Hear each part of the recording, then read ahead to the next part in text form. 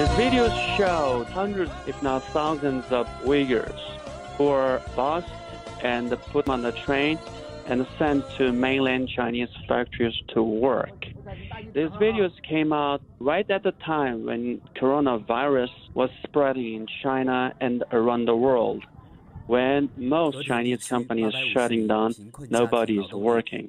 And we only see the mass transfer of Uyghur laborers to other parts of China at this time. These videos all appeared on China's TikTok or Douyin app, and a lot of people shared these videos.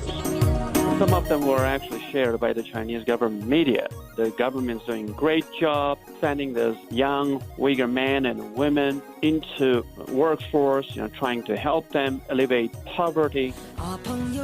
But in fact, while all the Chinese companies shut down, nobody was working in the rest of China.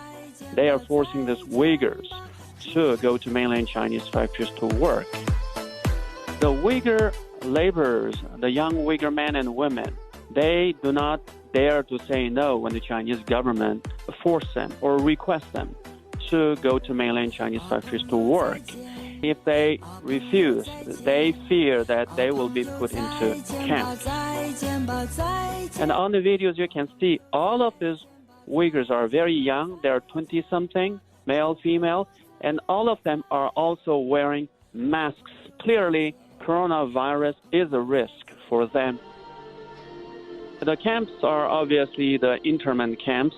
The Chinese government put up to 1.8 million Uyghurs, Kazakhs, and others in these internment camps since 2017, although the Chinese government called these camps vocational training centers and the detainees as students.